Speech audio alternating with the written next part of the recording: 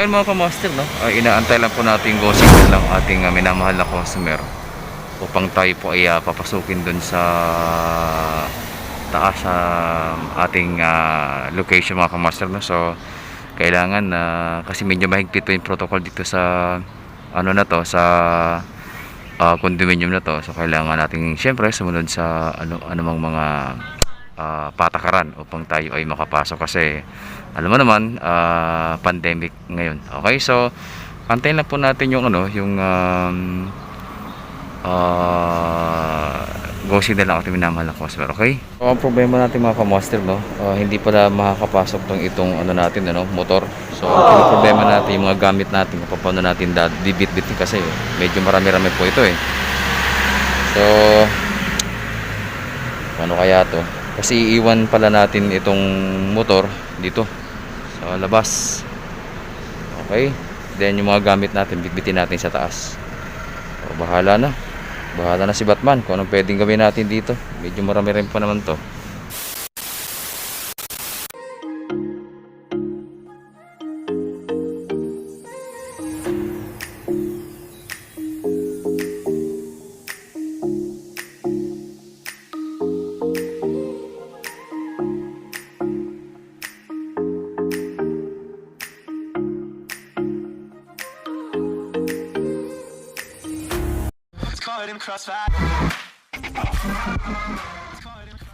Hello.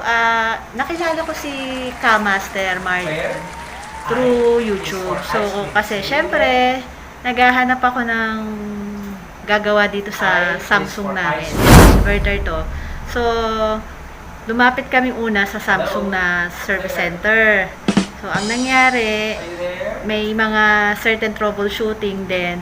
May ni-refer silang certain service center na hindi ko na lang papangalanan. So, may pinapuntang isang technician, chinek, so, upon check up, may bayad yon. Siyempre, hindi ko na rin sasabihin kung magkano. Then, pagka check up, sinabi niya may problema daw sa board. So, yung board na yon, nagkakahalaga daw ng mga 4,900, tapos may labor pa sila. So, siguro abutin din ng mga 6,000 totality kasama kasi yung So, nag-isip muna kami dahil syempre pandemic ngayon. Pinagdasal namin kung talaga bang pagawa namin doon sa mismong service center na ni-refer ng Samsung.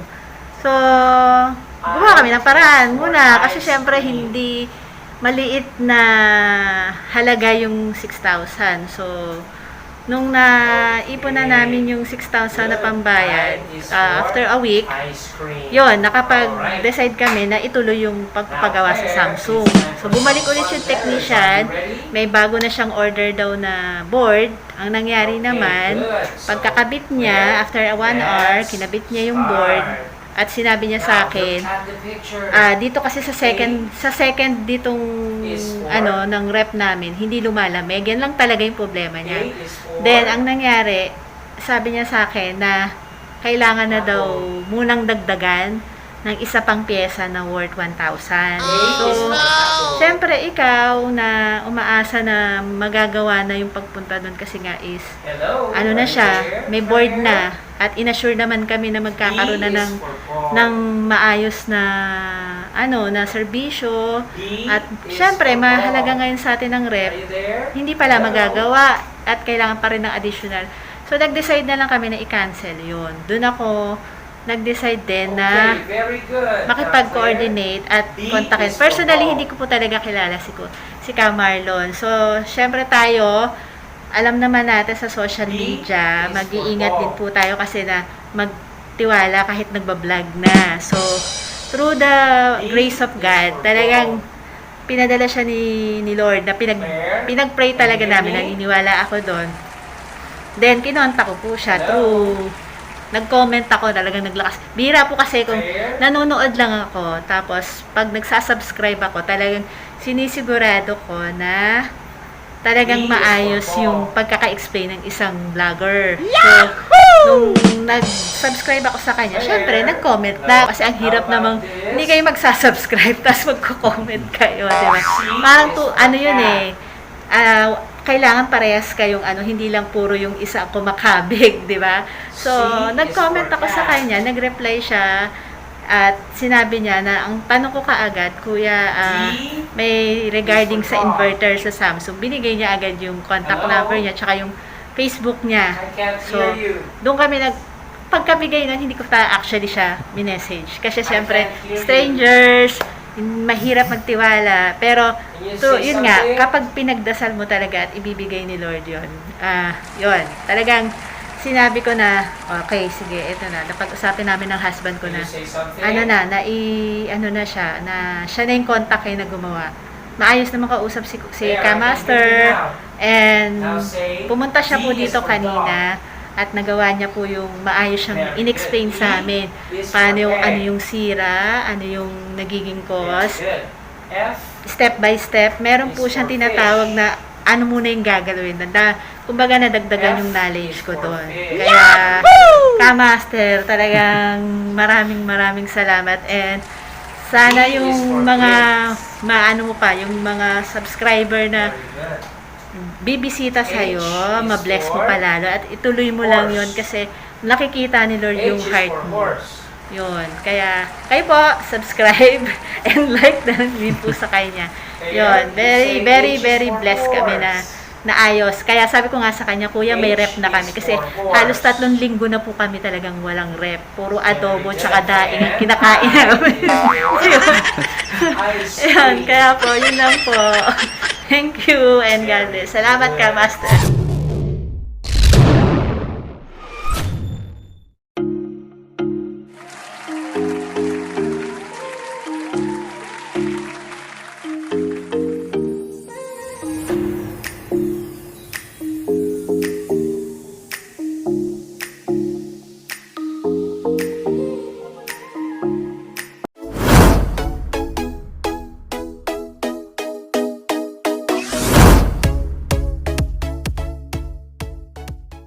Mga ka-master, na Bismillahirrahmanirrahim. Assalamualaikum nyo sa ating mga kababayan sa Middle East, no? Sa araw na ito, nandito po tayo sa Muñoz, Quezon City, mga ka-master, no?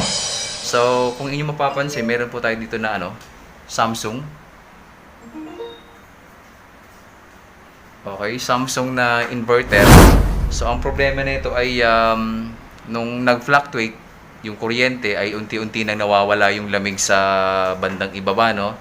Then, tumawag sila sa Samsung mismo upang ipadiagnose yung kanyang refrigerator ng ating minamahal na customer. Then, nung dumating yung Samsung na service center, ay pinalitan agad ng, pinacheck niya muna sa Samsung. Then, ang sabi po ng Samsung na technician ay board na raw po yung sira. Okay? Ngayon, bumalik yung Samsung na may daladalang board, yung sinelpak ay ganun din po, hindi rin po lumamig. So, nagpasaklulo na sa atin ng ating minamahal na customer upang magtanong at kung ano nga ba talaga ang totoong sira ng refrigerator ni ma'am, no? Bakit hindi lumalamig. Although pinalitan na ng board ng Samsung at ganun pa rin. Kaya ang nangyayari, yung dating board ay nandito pa rin. Tapos yung board ng Samsung ay dinala niya yung bago. So madaling sabi, wala po sa board yung problema. So, yan po yung hihimay-himayin natin sa umagang ito upang malaman natin kung ano nga ba talaga ang totoong sira ng refrigerator ni ma'am. Kasi kung medyo malala na yung sira ng refrigerator ni ma'am, bakit pa natin itutuloy? So, lagi kong pinapaalala yan. Kapag may problema ng medyo malala at medyo papantay na doon sa original price, bakit pa natin itutuloy? Okay, so sa unang-una pa lang, dapat maging honest na tayo. Kung malala. Kung kaya pa, di ayusin natin. Okay, so antabayanan niyo po ako sa umagang ito upang malaman po natin kung ano nga ba talaga ang totoong sira ng refrigerator ni ma'am. Kung sa board nga ba o sa mechanical system. Okay?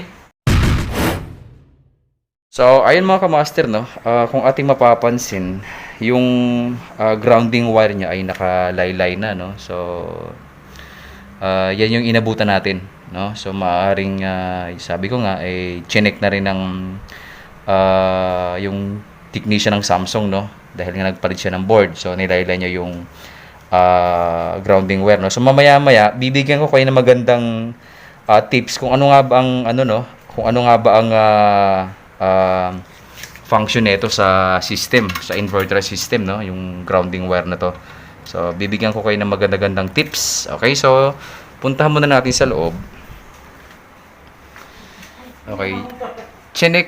Pinaandar nila to kahapon na nagbabaka sakali sila na lumamig pero talagang sadyang wala na talaga, no?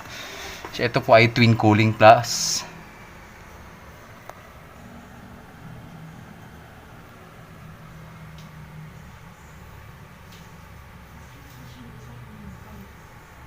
Okay, then sa baba.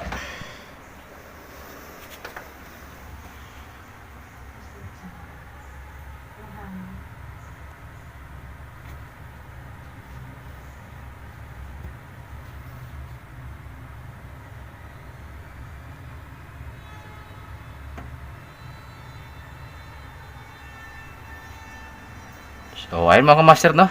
Nakita nyo naman yung loob, baba taas. Then, magsimula na po tayo. Mag-diagnose muna tayo. So, ayun mga master, no? Nandito na tayo sa part ng ating mechanical at electrical system ng inverter na to. So, ang unang-unang gagawin natin ay mag-evaluate muna tayo ng trouble. Kung mayroong man trouble, no? So, ang unang-una nating gagawin ay, syempre, magsimula muna tayo sa basic. Kasi lahat ng operation ay nagsisimula dito sa log. Okay, so check natin dito sa continuity. Mag-grounding check tayo. Okay, then continuity. Yun. So, kailangan wala tayong makuhang buzzer. Kasi nga po ito ay, ayan o, very good. Ibig sabihin, wala pong sayad yung ating system. Electrical system papunta dun sa board. Kasi ito papunta ng board to, mga kamaster. No? Ayan o, papunta sa taas. Okay? So, grounding check. Check din natin yung line to ground. Good. Good. Okay, so okay na tayo dito. Ang isusunod natin ay yung resistance windings ng compressor, mga kamaster. Okay, so naghanda ako ulit ng dito, no, crocodile clip. Okay, para sa maayos na data. Okay. Itong isa. Yun. So, itong dalawa na to, yung ilalagay natin doon. So, bago yan, may nag-message sa akin na kagabi, nasabi sa akin, taga Pasig siya, sabi, Kamaster Lon, magandang gabi po. Tanong ko lang po, mayroon bang CSR ang inverter? Okay, so ito pong isasagot ko sa inyo, no. Yung tawag doon, yung name na CSR ay hindi mo matatagpuan sa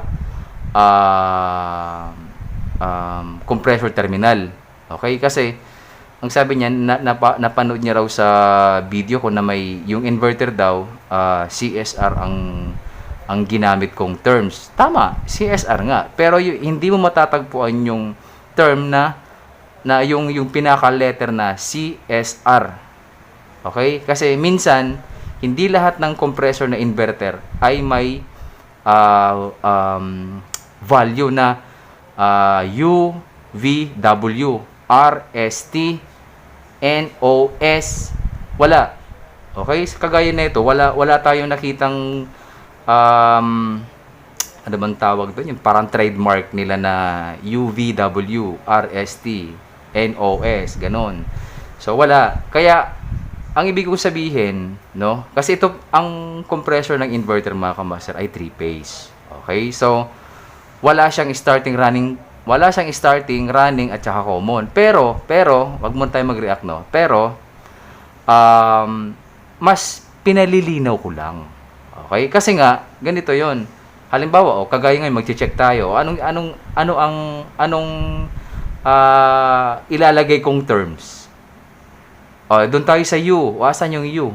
Doon tayo sa V. Asan yung V? At doon tayo sa W. Asan yung W? Tama po ba? Nakukuha niyo po ba ako? Doon tayo sa R. Doon tayo sa S. Doon tayo sa T. Yung sa T, mayroon tayong nakukuhang ganitong ohms.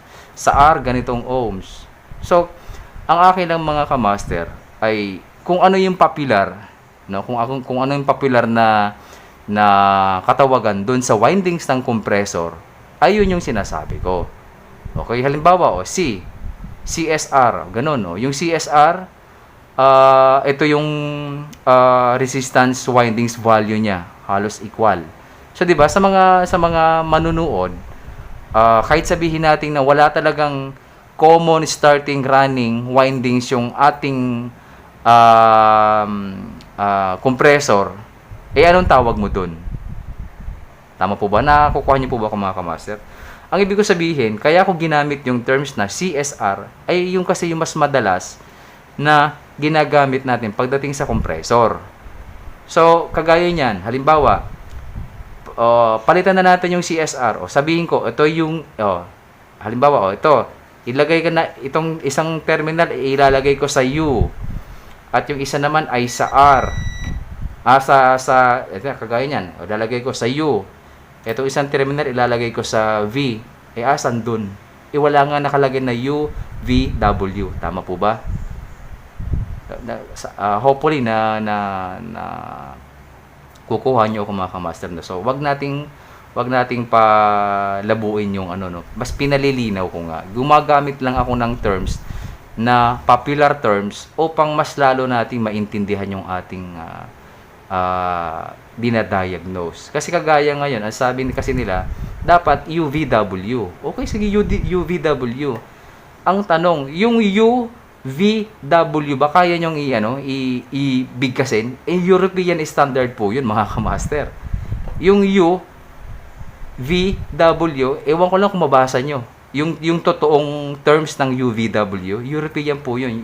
European standard po yun. Kapag binasa nyo yun, halimbawa, yung U, ipagpalagay lang natin na yung U is ito, ay, yung ibig sabihin ng U, halimbawa lang, yung U, ang halimbawa nun ay, U, diba? Yung V, yung W, diba? Hindi, diba? Halimbawa lang, kasi, pag binasa mo kasi yung UVW, ang hirap basahin, mga kamaster, eh. 'Di ba?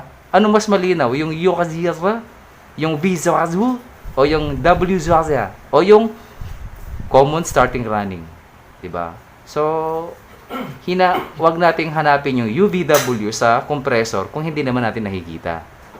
Balik tayo dun sa basic. O halimbawa, ilalagay ko to sa common kasi ang compressor net terminal nito ganito, pyramid. Yung taas, common, running, starting.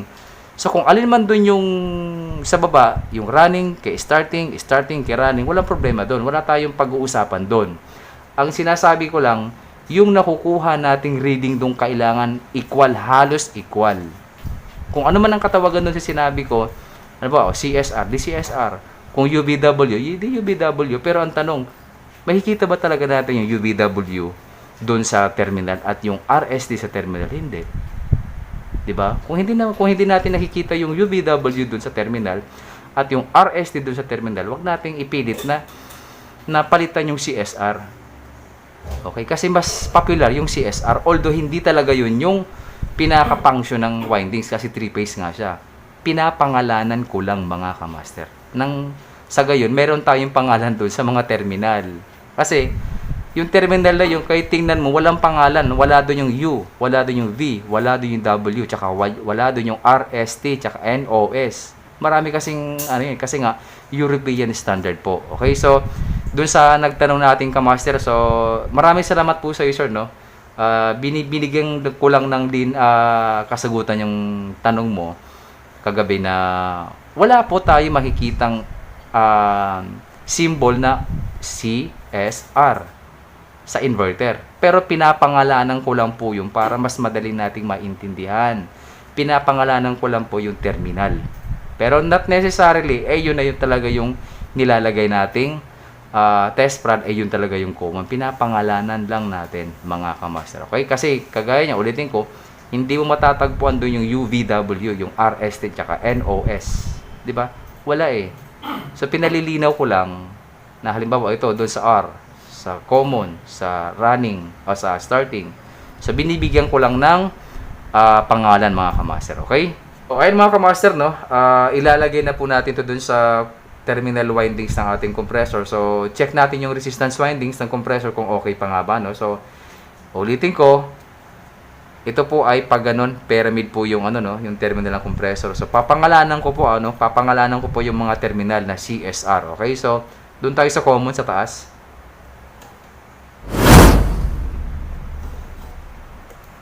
Hindi pa pala nakatanggal. Common.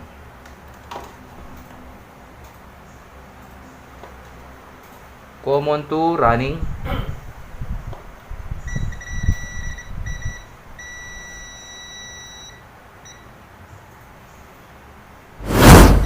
$14.1. Okay, 14.1 ohms. Susunod natin common to starting.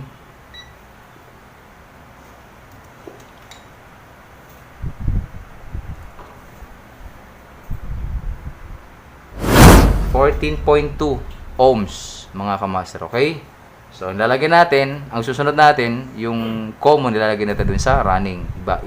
Ipapalitan natin, okay?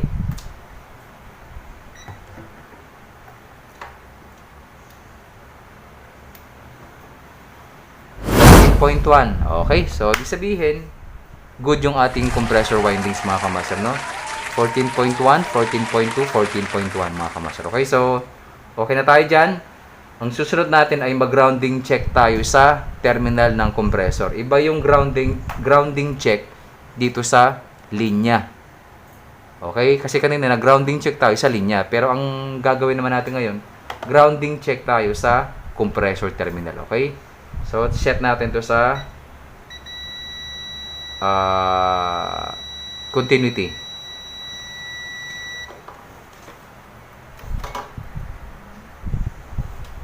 Common to ground. Okay, wala.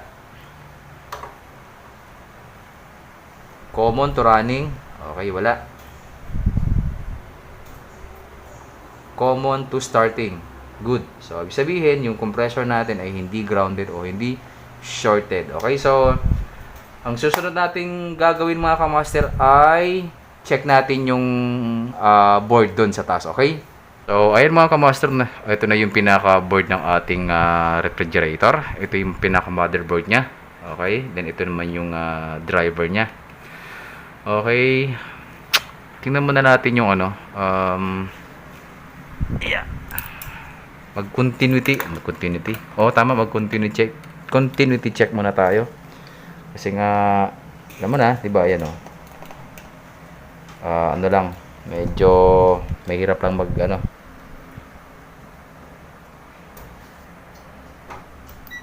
Okay. Kasi yung kaliwang kamay natin nasa cellphone, ano. Ayan, tingnan muna natin mga daluyan ng ano, kuryente. Kung buo pa. Okay, since nabuo naman yung ating mga yun, yung fuse. Then, panda rin natin para makita natin kung nagbi-blink. Okay, mga kamaster? So, ayun mga kamaster, no? Pagka 9 blinks, tingnan natin yung blower kung gumagana. Okay, kasi pagka mga ganun, may kinalaman po yan sa blower, no? So, yung fan dun sa loob ng evaporator, no? So, bilangin ulit natin. Bilangin ulit natin yung blink niya, okay? Mommy. Daddy. Okay, 9 blinks. Then, check natin sa loob. And Grandpa very So, ayun mga kamaster, no? Hindi nga gumagana yung blower. Aww. Mia, I will give you a baby. Baby. So, wala tayong naririnig na, ano, no? Na Have the picture. operation ng fan. Okay, so baklasin natin yun mga kamaster, okay?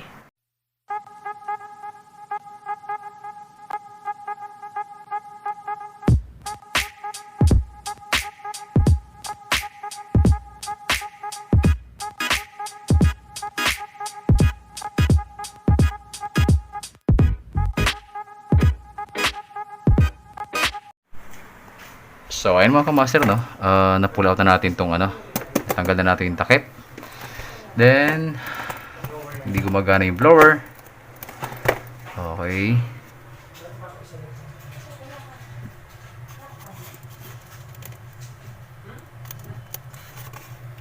Tingnan muna natin dito. Okay, so check na rin natin to mamaya-maya.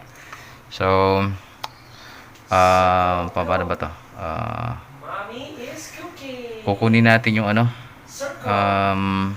Dito na lang natin to. Mommy is cooking. Kasi medyo, Go. yan. Dito na lang. Medyo malayo-layo. Para ma-check natin yung Is cooking. mga electrical component yung mga kamaster. Okay, so unahin muna natin yung heater. Now say it again. Mommy is cooking.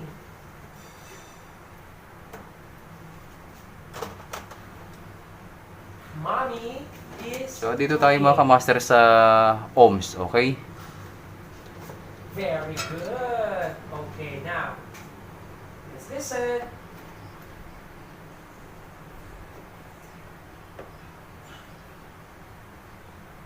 Okay, now circle. Daddy is Then, sunod washing. natin yung thermodist. Yes. Yung kanyang, thermodist, yung defrost sensor. Very good. Circle. Daddy is washing. Go. Daddy. 3.2 ohms kapag ka dry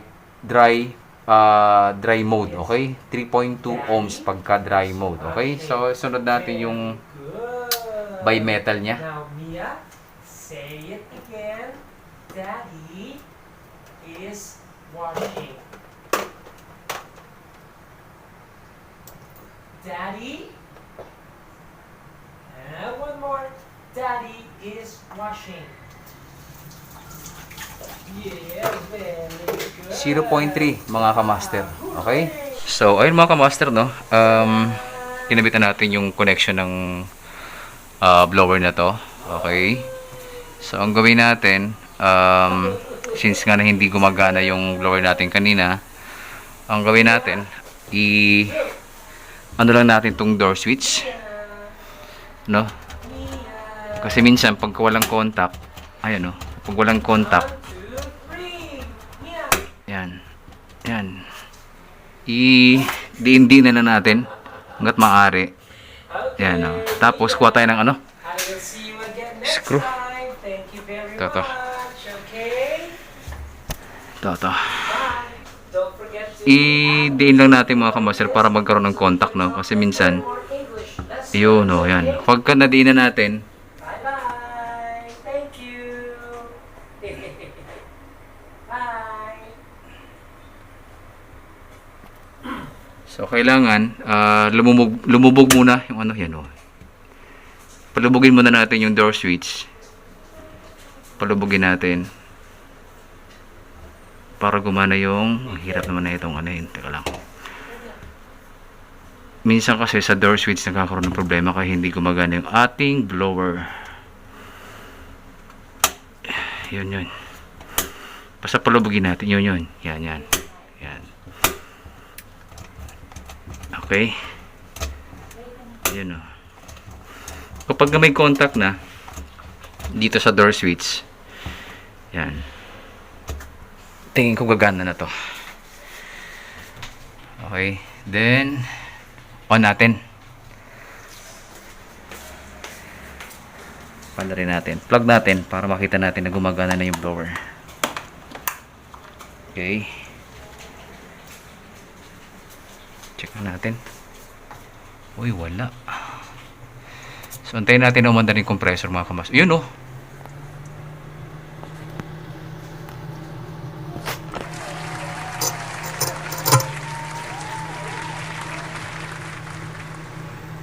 So, ayun mga kamaster, no? Umandar na yung ating blower, no? Ayan. So, ganun lang. Kailangan lang natin na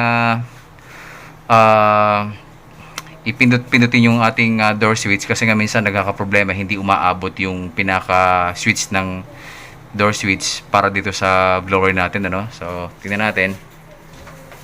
Ayun. Ayan na. Pipindutin ko yun. aandar to. Yun oh, di ba? Bitawan ko. Buksan ko. Bitawan ko. Yun oh. So, ayan, okay na mga kamaster, no? Ganun lang. Hindi lang umaabot yung pinaka switch ng ating ano, no, sa dito sa fan. Ayan oh. Okay, so since na okay na rin naman lahat dito, proceed na tayo dun sa reprocess, okay? So, ayun mga kamaster, no, although okay na, na-check na rin naman natin lahat, no? So, mag-proceed na tayo dun sa reprocess ng ating refrigerator, no? Pero kung ating mapapansin, lagi kong inuulit sa ating mga kababayan na kapag ka mga Samsung, ang medyo hindi lang maganda sa Samsung mga kamaster ay yung ano na nyo, drain pan nya, no? Kung ating mapapansin kasi yung drain pan nya, may lock doon sa loob.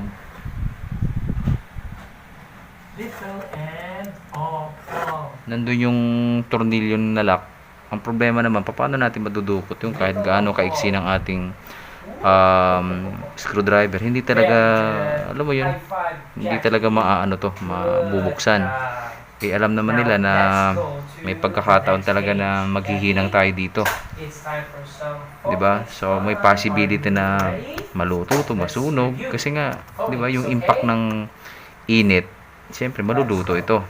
Kung sana hindi ganito yung lock, no? So yun lang yung ano, yun lang yung medyo hindi maganda sa Samsung, gawa ng naglagay sila ng lock na hindi talaga natatanggal, no? Kung maglalagay man, kung bibili tayo ng screwdriver na maliit, eh maliit na nga ito mga kamaster, no? So tingnan na lang natin, maglagay tayo dito ng access valve na hindi masusunog to, no mga kamaster.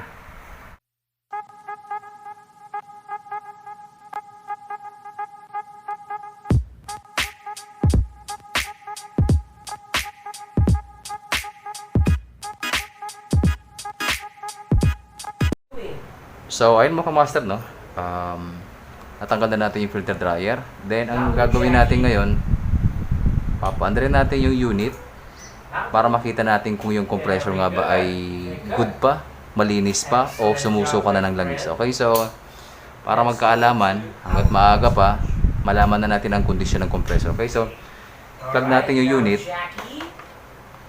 Then, check natin dun sa liquid line niya, okay? You will be the boy. Okay? So, antayin na natin mga kamaster na gumana yung compressor, okay? Role play. What?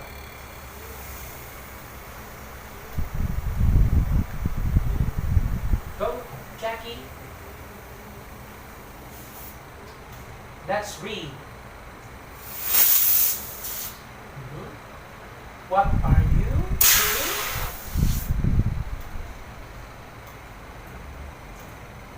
I'm drawing a picture.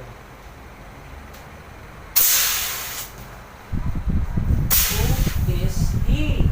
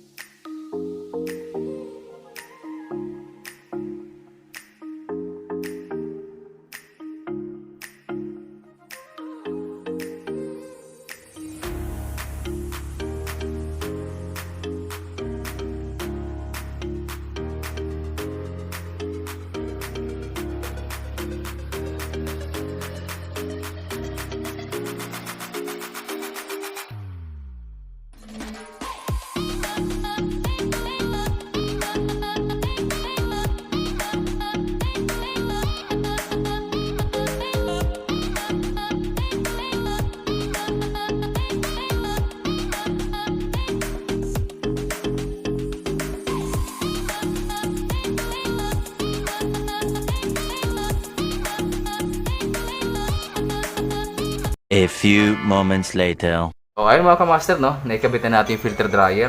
Okay, then mag-vacuum na tayo. naikabit ko na rin yung dalawang pito. Okay, so vacuum na tayo. Itong dilaw na hose ay para dito sa access valve. At etong blue ay dito sa ating vacuum pump. At yung isa, itong pula ay para sa ating monitoring. Okay, ang compressor.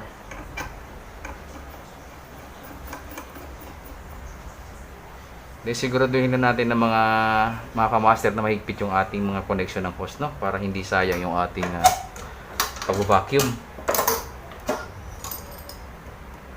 Ayan, mahigpit na. Then, pag okay na, plug na natin to.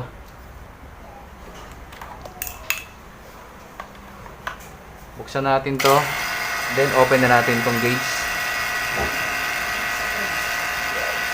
Okay. So, pwede naman natin buksan yung yung monitoring natin, yung itong itong liquid line. Pwede naman hindi, pwede namang buksan, pwede namang hindi. Okay? So, nasa inyo po 'yun. Kaya nilagyan ko ng monitoring para mamaya pag nagpaandar tayo at may pressure na yung system at nilagay mo yung itong hose, masyado marami natatapon, no? Kaya nilagay ko na kaagad, mga kamaster, no? Para sa ating monitoring, kasi dito natin malalaman, mga kamaster, yung bomba ng ating compressor. At the same time, dito rin natin malalaman kung barado nga ba yung mga pinaghinangan natin. Okay? So, pwede naman natin buksan para mag-vacuum, pwede naman hindi. So, nasa sa inyo po yan. Walang magiging problema dyan. Okay? Ayun, mga kamaster, no? After ng ating pag-vacuum, nasa negative 30 inches mercury na tayo. Shutdown na natin to. Okay, then ang gawin natin ay maglilig test muna tayo, mga kamaster, no, ng within na negative pressure. Okay, mag-antay po muna tayo mga at least na 5 to 10 minutes, mga kamaster, okay? Ayun, mga kamaster, no, after ng ating pag-vacuum, after ng 10 minutes, okay, so still nasa negative degrees inches tayo. Then, ito ng pagkakataon na mag-initial charge tayo ng ito po ay R600, no? Initial charge muna tayo ng negative 20, mga kamaster, okay? Okay, then buksan na natin to. Para lang, mga kamaster, no, wag po natin patatawin yung ating R600, okay? Then pagbukas na, pag-purging na tayo dito.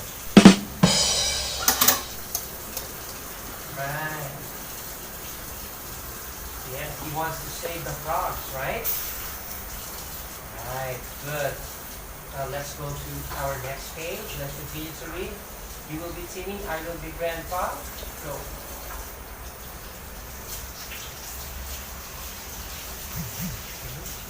They get air from the icy water. They actually breathe through their skins. Now, Joey, please say the word Okay, again. so Survive negative 20 PSI tayo, mga kamaster. Okay, so without. pwede na natin tong i-plug, okay? So, ayun, mga kamaster, no, okay na lahat. Set up na natin yung clamp ammeter. Nalagyan na natin din yung electrical connection niya. Then plug na natin, okay? Let's go to our next page. Alright, now let's look at the picture. We have 3 pictures, okay? Let's make sentences. Let's make sentences using look like. So, antayin natin, mga kamaster, na umandar yung compressor, okay? Mga kamaster, no, naubos na yung ating Very nice. Awesome job. although my gumagana na friend. yung ating compressor, sarado muna natin to. Then Let's complete that role play, okay? ayan, no, Using the itong bago, ubos na to kasi kukunti na naman yung laman nito, mga kamaster, no? So ito ay laman, ito ay tira dun sa ating customer, okay?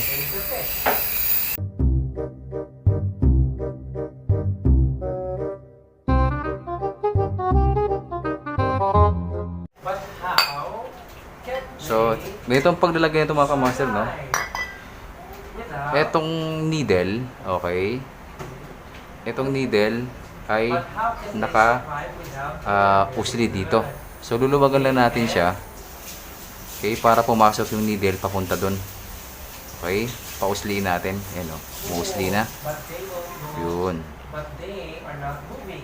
They Then kapag umusli na yung needle doon, lalagay na natin to. look like Yan. they are Then higpitan natin. dead. They look like they're dead. Right? Okay, then higpitan natin to. Right. Very good, my friend Joey. Excellent. Now, Joey, let's go Then, to the lagyan na next natin page. tong And it's glue. time to review the lesson we learned before we finish, okay? Now, please read the topic and Then the higpitan words. natin pa higpitan natin papunta doon para yung needle mabutasin niya yung takip, okay? Mhm. And the sentence pattern. Okay. Pagbutas na, ibalik natin. Buksan natin ulit. Very good. Para pumasok naman yung pressure pag nagkarga tayo, okay? Joey, So ang gawin natin, mag-forging muna tayo dito. for today. Very good job, my friend. Keep it up, okay? Now I want you to review and practice the lesson Yan, we karga na learned tayo. today. Alright? Okay, thank you Pakunting-kunti very lang much. mga kamaster, I will okay? see you again next time, Joey. Please don't forget you can add me to your favorite list so we can talk and learn more lessons. Okay? Alright, see you next O, ayun mga kamaster, no? Meron tayong nakukuhang Good job. Now, Elsa, I want you to practice and review the lesson. negative 1 PSI. Then sa ating Press liquid line ay 145. Very good. Okay, now let's sing our goodbye song. In between sa 140 to 145 mga kamaster, okay?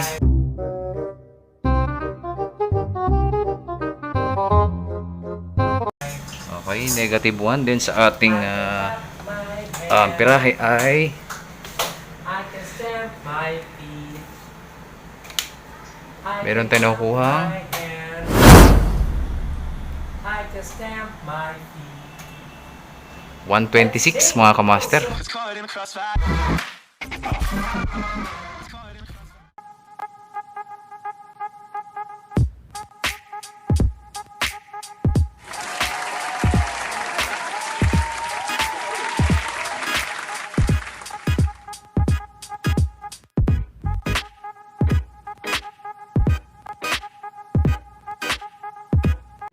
Kumbaga nadagdagan yung knowledge ko doon.